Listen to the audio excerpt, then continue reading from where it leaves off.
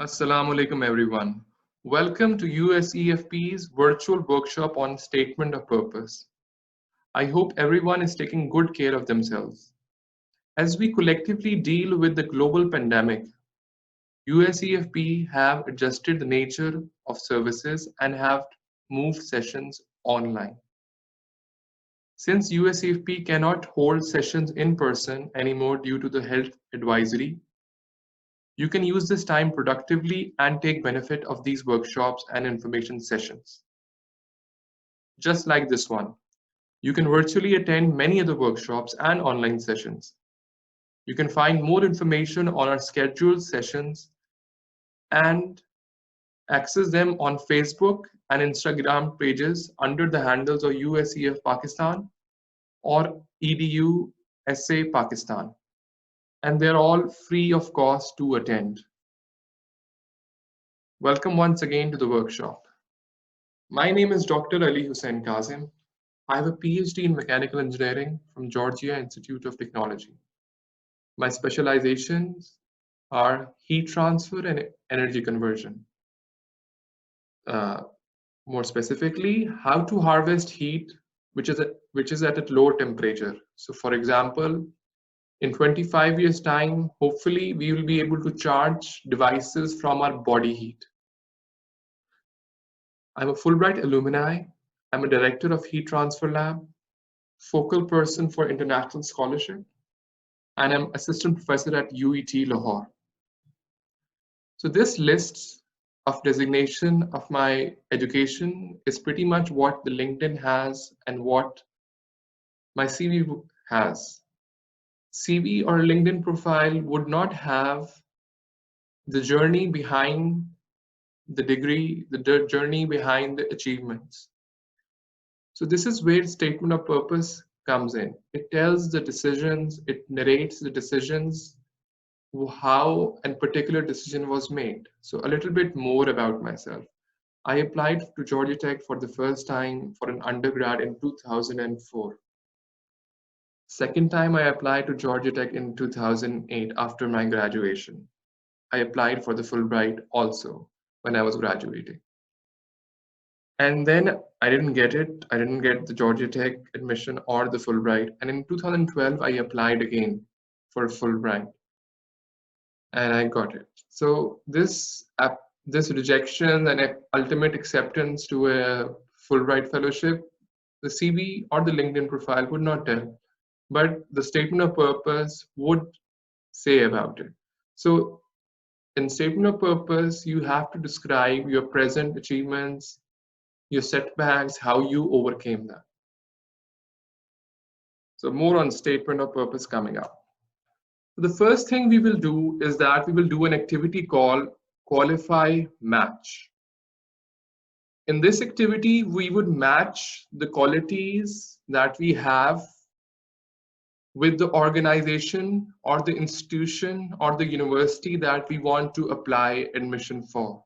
So we need to match our qualities with the qualities of the universities. Then we will move on to the sample statement of purpose questions. And then we move on to the components of statement of purpose and the checklist that might be helpful for you. So the first thing first, qualify match.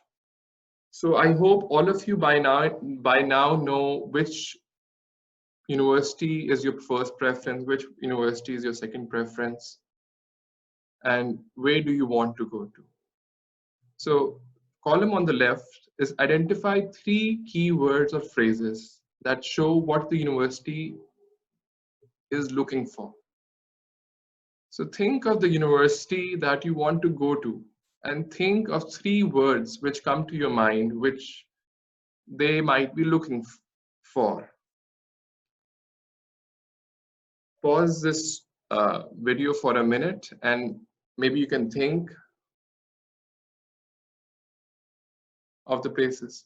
Then list 2 experiences that show you match what they're looking for. Think of an experience which matches with the keywords that you wrote on the left. think of another experience which would help you match your experience with what they are looking for.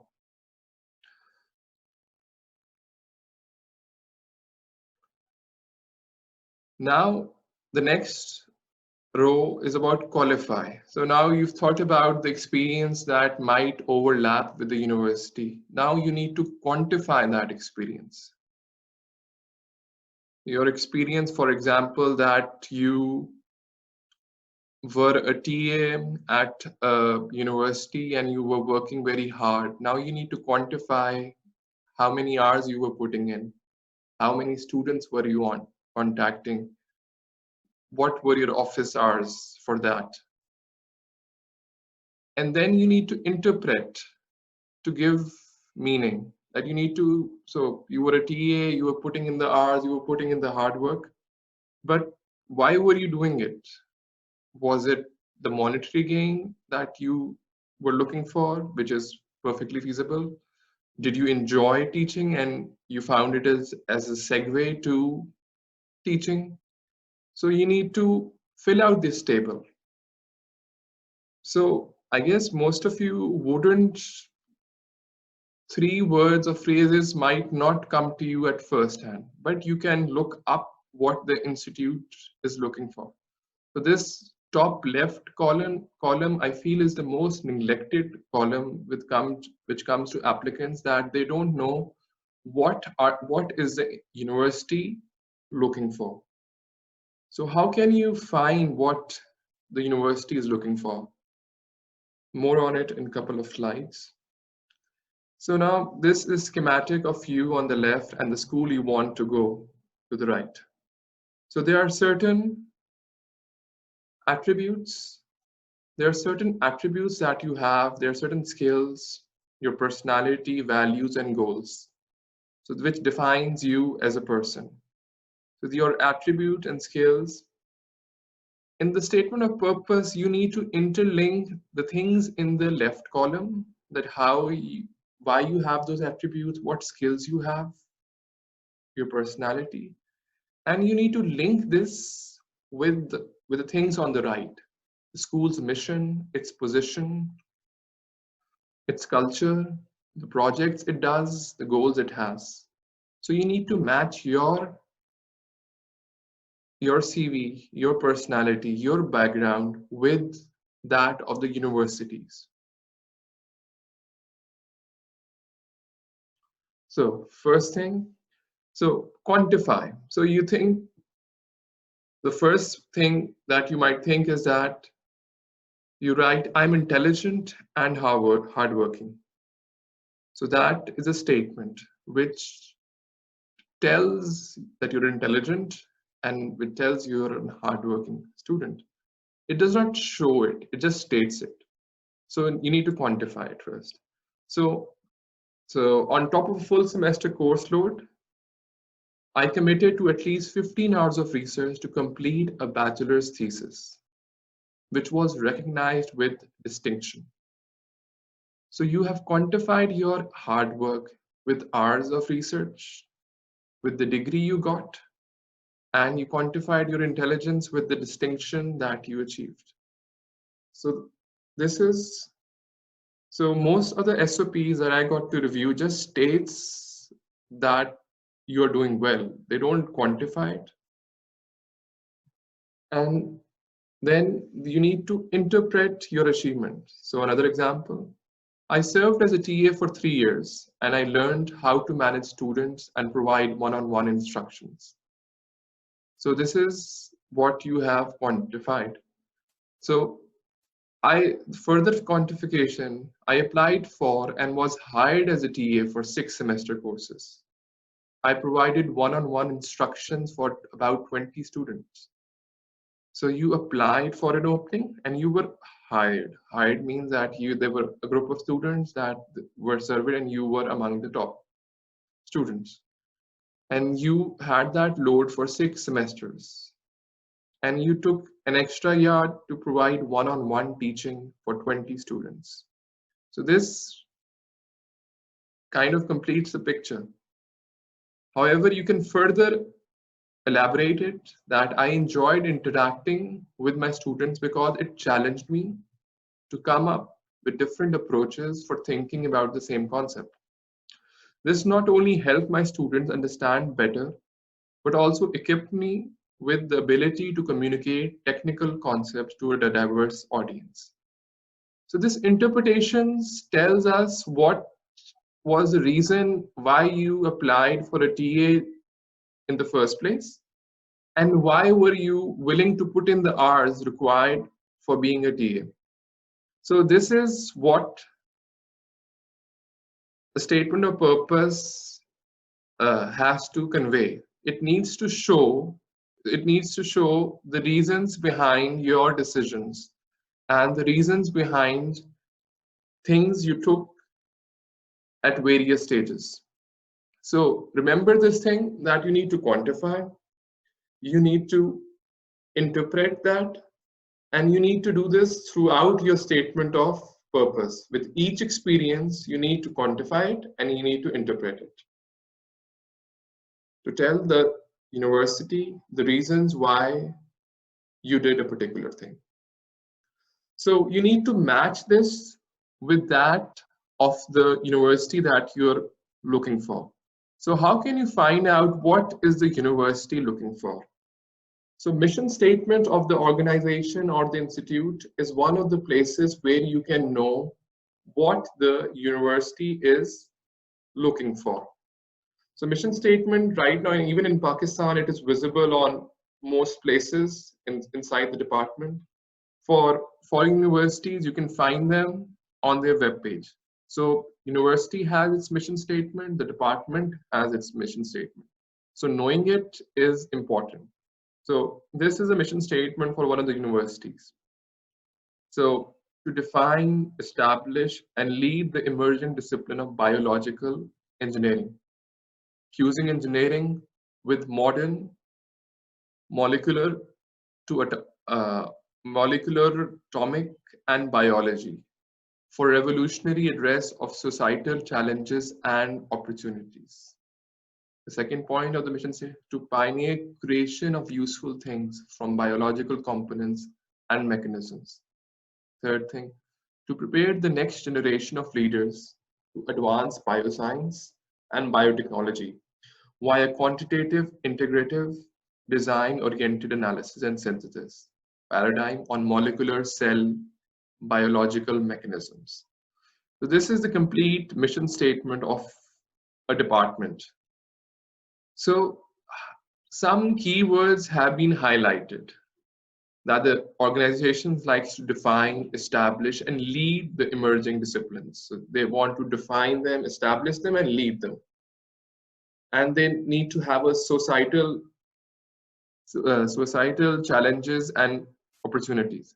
So your statement of purpose, if they use the word define and how you want to lead and how this department would help you become a leader in the field, and in the past how you have showed at various stages that you can lead.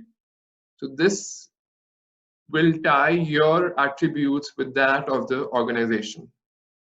And if you in the past have made useful things and you want to create useful things and you have read useful things created by the organization and you can mention them in the statement of purpose, it will resonate with the department. It will resonate with the professor or the administrator who is reading those SOPs. Then the last thing, it measures leaders to advance bioscience. So this word lead has been mentioned twice in this mission statement. So this organization is clearly looking for leaders who can contribute towards their societies in the future. So if you can mention this, it would greatly add to your statement of purpose. So an organization might be looking for some people who can make a hands-on contribution, who just want to build things. So if that is what the organization is looking for, you should steer your SOP towards that. Then the last thing, analysis and synthesis. So this is the way they want to make a contribution. So if you have in your work have done analysis and synthesis, you can mention that in your SOP. Remember, you have to match your profile with that of the organization. So mission statement is one of the first places where you can start knowing about the organization. So qualify by quantifying, interpreting your experiences to demonstrate meaning. Be concrete, not vague. Like in the previous example, it was conveyed that how many hours of teaching that one did, what was the outcome of it. So match by making sure your personal values are in sync with the organization's philosophy. Include only relevant experiences. So by doing the activity which was shared earlier, you would list down a series of experiences. You need to only mention those which you think are more relevant to what the university is looking for. Now, what is it? What is a statement of purpose and what is a personal statement? So a statement of purpose is mostly used for graduate admissions. It discusses your purpose for applying to graduate school as it relates your academic professional goals. Whereas a personal statement is for mostly undergraduate admissions. It is more focused on your personal backgrounds and not necessarily academic and professional. So in academic, in the personal statement, more weightage is towards your personal background, how you got to the place where you are right now. In a graduate admission, in a statement of purpose, you need to link your past with that of the with that what the university has to offer, and what will you gain out of the university experience to in your future life. So you have to link your background, your story, your achievements, your past experience, your present experience with that of the university's mission statement, its goals, with the future. What would this degree add to you to help you have a better future, to help you make better contribution to the future? So what a statement of SOP connects? It connects your purpose. What made you do the degree you have right now? Why you want to further that education? With your CV, with your background, with what the program has to offer, and what is your personality. So statement of purpose are these blue arrows which connect various components your uh, of your application package.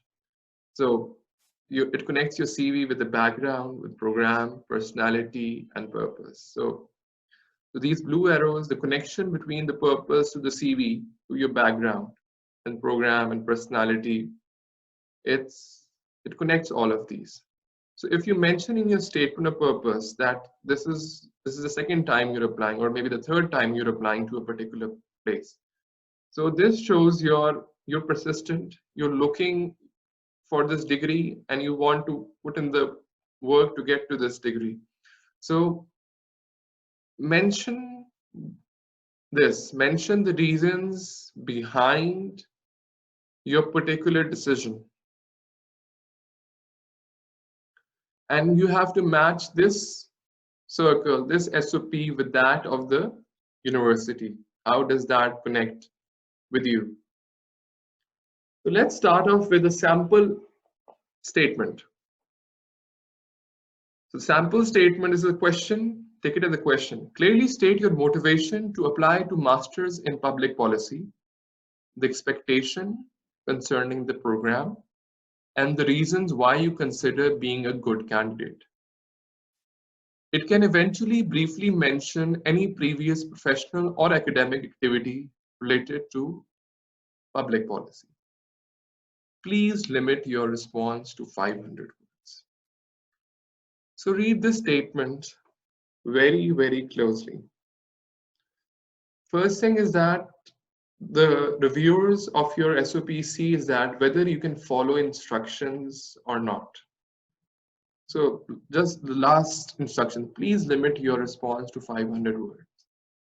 So nowadays, computers check the word limit. You apply online, the computer tells the reviewer that this was the word limit and it was whether it was followed or it was not followed. So a statement of purpose having of 520 words wouldn't go well with the reviewer, because that is of the statement, this was the simplest, most instructions. So remember to follow instructions. If you have a statement of purpose of 600 words, put in the hours to reduce it below 500 words. Don't say that, okay, so this is a sentence that you think is very, very important and it is very difficult to remove it. Rephrase it, change it, and if it requires, delete it. Follow instructions. So 500 limit is important. Then let's go over this statement again. Clearly state your motivation to apply to master in public policy. So you have to mention the motivation. Then the second thing, say the expectation concerning the program and the reason why you consider being a good candidate. So, and eventually it says, eventually briefly, any previous professional or academic. So basically it is asking for four things: your motivation, your expectation, and why you consider being a good candidate. And eventually if you have any related experience. So if you don't mention your expectations from the program and you write the perfect SOP and it has everything, but it does not mention your expectation concerning the program, it conveys that you did not read the question properly. So that doesn't go well. And if you did not write about your expectation concerning the program, the evaluators cannot give points to you. They cannot give credit to something which you have not written. Maybe you have written the other aspects, you've written them perfectly. But if you don't consider this aspect, so they wouldn't be able to give you points for it. They wouldn't be able to evaluate it. So remember to break down your statement of purpose question into components and make sure that you address them, each component. The last line, it can eventually briefly mention any previous profession. So let's say we have somebody who has a lot of experience and they want to convey that, and they make the entire statement of purpose about their experience and which neglect the previous three things that the question asked for. So that also would not go well. So eventually it says briefly mention any professional or academic. So stick to it. So stick to what the question says. Next sample statement is a statement by which is for this year's Fulbright. So this statement is different from the last statement which we had on the last slide. In it, they want a response of 700 to 750 words. So make sure that you go by the word limit, that it should be within this range. Now this statement, sample statement, is a bit more descriptive than the last. So this personal statement should be a narrative statement describing how you achieved your current goals. It should not be mere listing of facts. It should not be mere listing of facts. It should not be like a CV that you achieved this this year, and then it should not be. It can be in chronological order, but it should not be. It should not give the impression that you are just listing down your CV. You should. Your story can be in chronological order, but it should not give the impression that you just say that I did this, then I did this, then I did this. What is important is why you did what you did and how are you conveying it. It should include about your education, practical experience, special interest, and career plans. Describe any significant factors that influence your educational or professional development. Comment on the number of years of practical experience already completed in the field in which the academic work will be done in the US. Do not mention specific universities at which you would like to study. So this statement is for Fulbright, so they don't want at the initial stage that you mention the specific university that you want to apply to.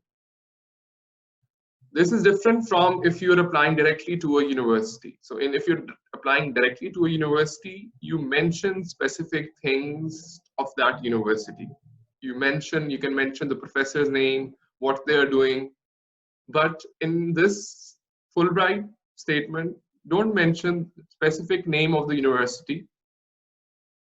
You may mention name of a professor or a teacher who is an expert in his field, who, if somebody reads his name, his or her name, they can identify where is this coming from.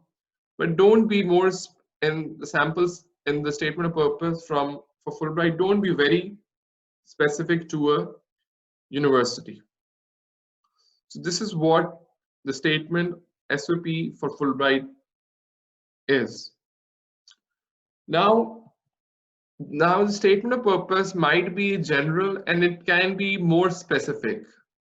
Now this is a specific requirement of Doctor of Education Leadership. To help us understand your decision to become a system level leader, please discuss the following. What key experience have contributed to your commitment to education? What do you view as your most significant professional accomplishment and your most significant professional failure to date? How did they inform your development, your plans? What issues would you like to tackle in your career as a system level leader in education? How do you envision yourself affecting significant change in American pre-K-12 education sector? So this statement of purpose wants few things that you must address. So in addition to your background and how you got to where you are right now and what you want to do with the future, you need to mention these 4 bullets. So a university might have a very general statement of purpose question, but its specific department they might be looking for something else. So make sure that you go over the website of a university very closely and you also see the department specific requirements. So this is a sample study research objective.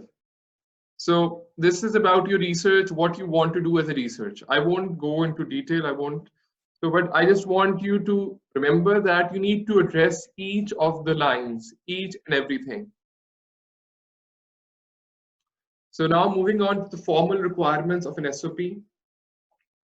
So some universities call for one statement while others require a series of questions. Your series of questions should be consistent with what you write in the SOP. Your response may vary from 250 to 750. This is general SOP requirements. In general, it can be vary from 1 to 2 pages and it might have a standard font, 12-point and 1-inch margin. Read instructions carefully and contact the school if needed. So contact them only if you feel that the instructions provided on the website of universities are not that clear and you need further explanation. A typical structure of an SOP. The first paragraph, you introduce yourself, where you're coming from. You try to develop a connection with the reader. So this reader is reviewing many applications that day. If it is a professor, he or she must be reviewing many applications that day. So your application need to be interesting. It needs to spark an interest in the reader. So how can you develop a connection is by relating something which is personal to you, which tells something about you, which is not generic. So personal anecdote, past experience, where you're coming from, which you think would uh, help develop a connection with the reader. So try to make it interesting. Long-term goal and how program will help you achieve it. So your last few lines of the first paragraph should tell you what is your long-term goal and how the program will help you. The paragraphs to follow will only elaborate what made you come to the long-term goal and how your experiences shape you to achieve the long-term goal. So in the first paragraph, you declare what is your goal.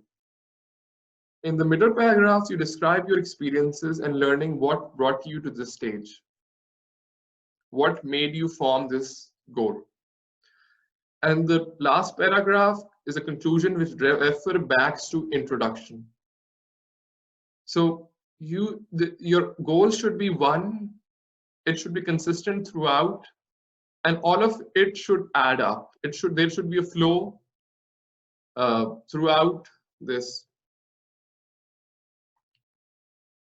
So personal anecdotes.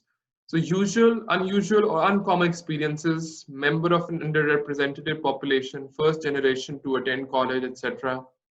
If you're first generation coming to a college, that is something to be proud of, that is something to be shared. Do share it.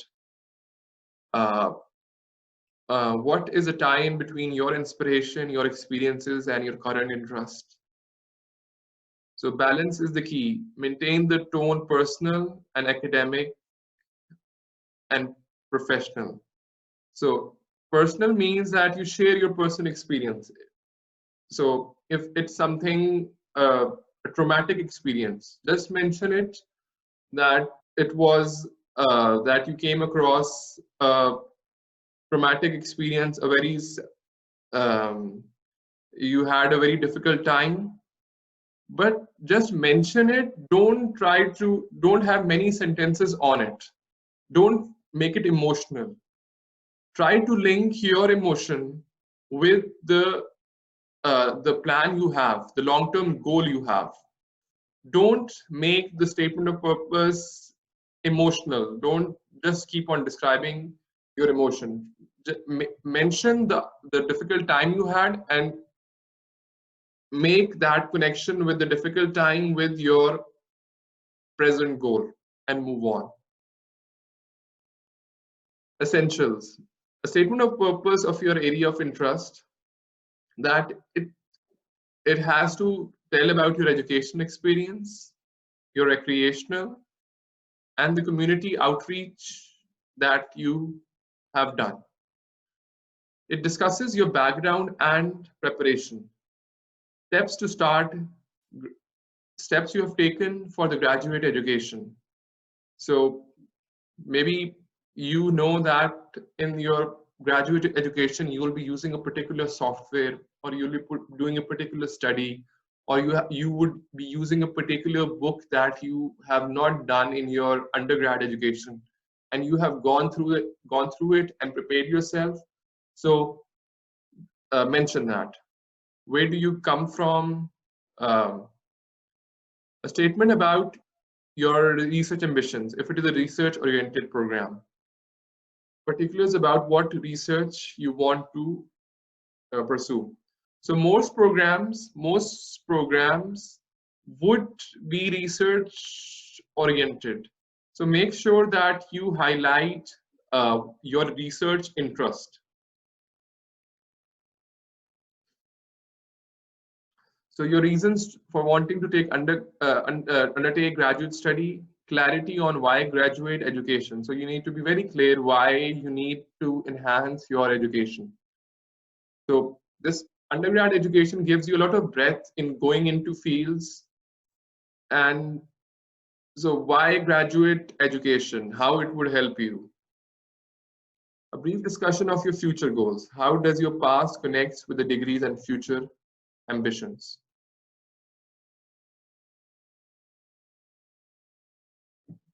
Research experience or your background. So what you need to understand is that in US, most of the funding for the graduate program comes through the professor. he or she, you apply, you write to that professor, you apply to that department, and eventually it is the professor who gives you the funding for that. In most cases, gives the funding to pursue graduate education.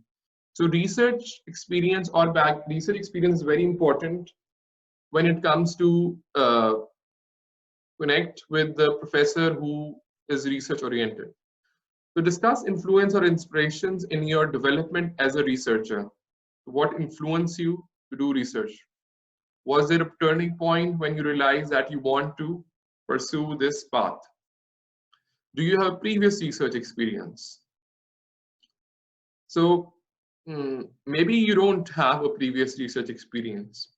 So how to make a connection? So now you need to know that maybe for some reason you weren't not able to do research in your undergrad, yet you want to do a degree which is research oriented. So you need to make this jump from why you felt that you need to do research. So you need to make a connection. You may say that you've been reading a lot on this particular problem, and how after reading you did a couple of maybe uh, you developed something or you wrote an article on it. You need to quantify in some way what you have read. It should go beyond just reading about a particular topic. Is a particular researcher professor who inspired you? So if you're applying to a program to a university, mention name of the professors. It is a very important way to connect with the reader of a particular university. If you're applying to a particular university, mention name of a professor, mention their research and what they have done, and what once you will get there, what will you do further, and how have you prepared yourself. So convey your understanding of the subject matter, fluency in the discourse of your discipline, that you need to convey the subject matter. Explain your experiences, how they are related to the current interest. So research topic, keep in mind the big picture. Start off with why do you want to do a particular thing. So you may write that energy sector in Pakistan is doing bad and why it is doing bad. Then you may narrow down to a particular problem, why it is narrowing, why you think that this particular problem is the issue and how solving it would help solve the energy crisis of Pakistan. So have the big picture in mind. So the big picture, initially what I shared was the energy sector and how you can contribute towards that energy sector. So have that in big picture in mind. Write in plain English. Don't use complicated words. Ensure that if a layman uh, goes through it, he or she is able to understand it. And state it as a problem, an inquiry, and not an foregone conclusion. So don't write a solution. Whatever problem you want to investigate, have a question for it. Mention lead researcher or book names. For social science and humanity, define the area of interest, time, period, context, and finally the point of view. So if you can write the research methodology, what are the steps you would do for a particular thing, you can write them. So research methodology, you can normally get this from once you start reading an article of a professor. They have method section in which they write down the steps of how they achieve what the particular results were. You need to, if you have worked on it, that is absolutely great. But if you can develop an understanding and convey that, that would be helpful as well. Foreign language advantage, convey that you in Pakistan we can have knowledge about more than 3 languages. That to a foreign expert, that is something very awesome. So convey that how many languages you can communicate in. That is something useful as well. So knowledge of where to look for primary sources. So if you have to cite something, if you're writing a research statement and you'd have to cite something, cite the original source. Don't cite or try to avoid citing something which is not original, which in itself has taken that reference from somewhere else. So try to cite things from a primary source. So what relevant experience is good for professional degree? Your classroom experience, that how many years of classroom in you have done, you've been a student, any internship you have done, mention that. Your field work, what skills have you acquired? Operations of an equipment, that if you have used a particular equipment which is likely to be used in a graduate education, that would be very useful. Any techniques that you have learned, and analysis, critical thinking, any experiencing of having a research plan. So have you by any chance have been part of writing a grant or part of applying for funds, research funds? So remember to transition. So you need to connect your CV. You need to focus on the justifications why you did various things at various times in your life. You need to use transferable skills, which skills you have which are transferable, what you have done. If you haven't learned a thing during your undergrad, how you have done self-study to acquire that particular thing, how you are open to other disciplines. Research nowadays is interdisciplinary. You need knowledge from other fields, how you are open towards other fields, and how you have learned things outside your particular area of interest. Any motivation or turning point, use your previous knowledge to your advantage, that what you have acquired and how it was useful in getting knowledgeable. Most importantly, why are you the right fit? So this, like I mentioned in the first few slides, why are you the right fit? What connects you with the program? What attracts you to the program? Which particular professors would be appropriate for you to work with? So you need to go into in very detail what professors you want to go with.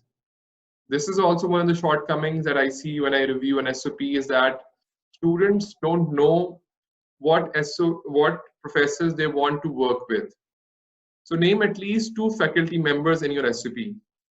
Include a sentence or 2 about their research.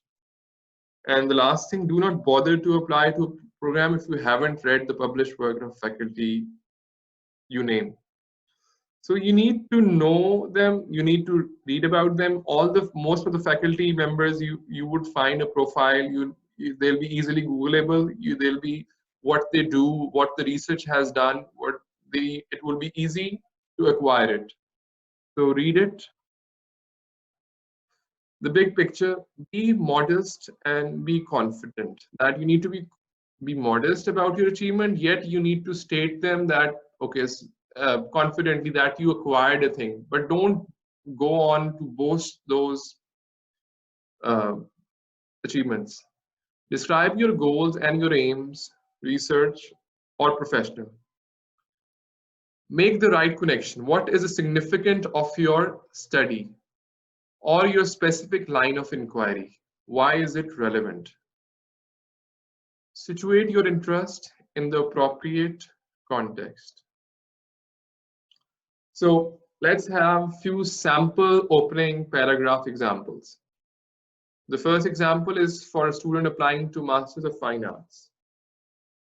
So I'm applying to the Masters of Fine Arts program in the creative writing at the University of Okaboji because I believe my writing will blossom.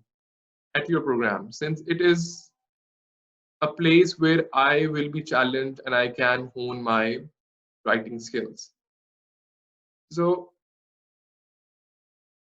I am applying to the Masters of Fine Arts program in creative writing at the university. So these first few lines is what the reviewer already knows. The person reading your SOP would already know that you're applying to this program and this is the area of interest. So first few lines are very critical. Don't make them superfluous. The second statement is a bit more personal. It says, when I was 11, my great aunt Gretchen passed away and left me something that changed my life, a library about 5,000 books. Some of my best days were spent arranging and reading books. Since then, I want to be a librarian. So this statement, opening paragraph, relates an incident. So incidents is something which people remember, which the reviewers will remember once they will be done with your application. So remember to write some anecdote, something which would help the reviewer to remember you, to develop a connection with your application. So the last thing, checklist for an SOP. The first and foremost thing, and perhaps the most neglected thing, is the organization, the institute, the fellowship, if it's Fulbright. What is the organization? What is the university looking for? What is their mission statement? So read about their mission statement, say what the website says, delve deeper, say what the alumni, what the people who have graduated from that university, from that fellowship say about that thing. Try to develop a connection, develop a hook with that thing, and also develop a hook with the field that you're describing, the passion you have for that field, and have a segue to it with your background in that field. Describe your academic background in the field, the specific classes you have taken, given by name, specific professors you've had, especially if well known in that field. So don't be that specific in the Fulbright statement of purpose. Don't mention the name of the professors if that professor is not well known and it is he or she is particular to one university. Extracurricular activities in the field, mention them. Publication or professional accomplishments that you've had. Explanation about the problems in the background if needed. Explain why you have chosen the specific graduate program. Mention one or two professors in that school and what you know and appreciate about their work. Specific features of the graduate program which attracts you. Give advice. Get advice from several of your professors, philosophical advice as well as specific writing advice. So remember that once you have written something, get it checked from multiple people. Proofread and copy edit, ask friends to proofread, ask multiple friends to proofread. Keep working on statement of purpose even after you have already sent it to schools with earlier deadlines. That keep working on it because deadlines will keep on coming to different universities. Keep on improving it. So now what to do next? First thing, write the first 2 pages of 2-page SOP. If you haven't already written it, write it down. Write it down before doing anything else. Write whatever thoughts you have, whatever things you have, do it, get it out of your system, write everything down. Then what you do, then you do the qualified match activity, which we did at the start of this workshop. Do that activity. Try to know more about the university. So search writing tips for the university that you want to apply to. Most of the universities in US have a writing center in which they have written something about the statement of purpose. So visit the university's website, specific the writing center of that, and try to look what tips do they give. Find the mission statement of the university department or the professor. So finding the mission statement, it's easily available. Do read about it. try to make your connection, your experience, the connection of your experience with that of the department. A fellow Fulbrighter, Nigare Noor, had a workshop on 20th of March 2020 on SOP as well. Go over it as well. See, you'll find many things which are common between this workshop and that, and try to, it has do's and don'ts of SOP, so go over it. Then you can visit. So how, if you're interested in the Fulbright program this year, so there are Fulbright talks on USEFP YouTube page. Do visit it, get to know the Fulbrighters, and develop a connection, or you can maybe similar experiences, you'll be able to recall similar experience which they share as well, which you can write. Rewrite what you wrote, and then after you have rewritten, there are many sample SOPs available. So once you have written your own SOP, then go on reading the many sample SOPs which are available online. Remember, don't plagiarize. Nowadays it's very easy to very easy to catch a plagiarism. So don't plagiarize, write your own. There are many ways to counter check what you write. So you'll be applying for TOEFL, that essay is also there in the system. You apply for GRE, that essay is also written. So write your own. And if you've written, if you copy something from online, it's so don't plagiarize. It's easy to catch. Then rewrite again. So rewriting is very important. So these are some of the references that I used. These are some of the resources. I would advise you to go over them. So with that, I would like to thank you all, and I would take some of the questions that people have asked. So some of the questions which are common is, how important is an SOP?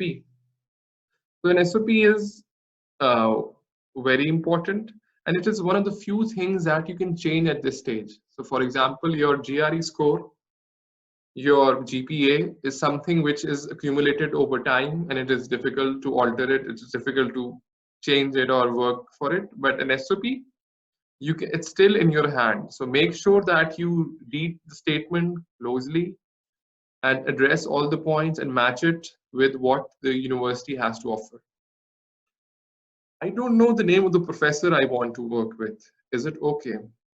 It is not at all okay. You need to know exactly what is your first preference, what is the professor you want to work with, because I would repeat that the funding to a graduate program normally comes through the professor. He is the person who sponsors a student.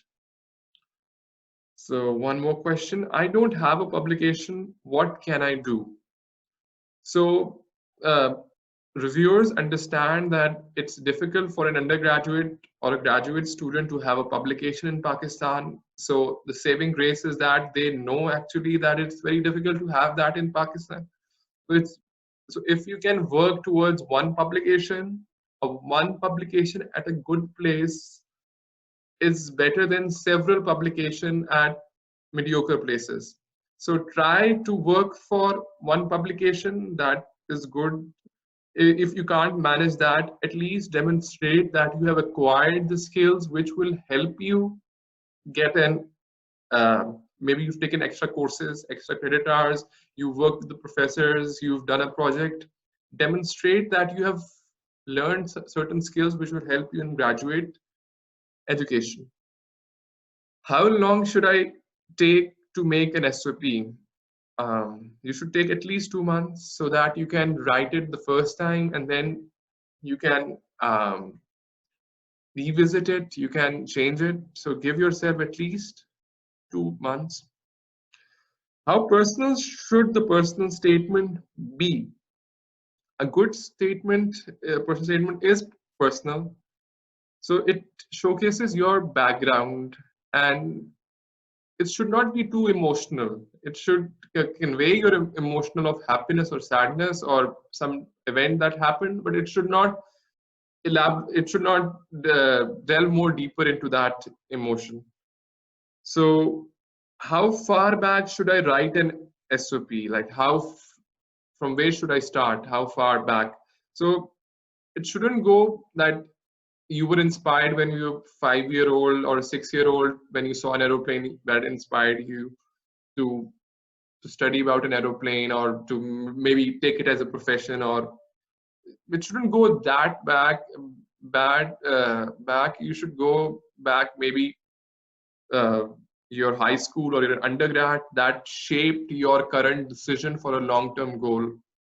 So um, who can be helpful? You're in making a good statement. You should contact your friends once you have written a statement and get it checked multiple times. So it is very important that you ask your friends, ask your professor in your university to have a look at your statement. So get it checked multiple times. Remember, if you don't follow the word limit, if your grammar is off, if there are certain errors which are too obvious, that would go very bad with the reviewer. So make sure that that there should be no grammar errors. There should not be and spelling mistakes. So avoid um, obvious errors. So make sure that you don't make errors which are too obvious. So with that, we would close this workshop. So this workshop, I hope this session proved to be useful for you. Please remember to check out the social media and the email updates for more sessions like these. Remember to take necessary health precautions to protect yourself and wider community. Health come first. Goodbye and see you at the next session. Take care.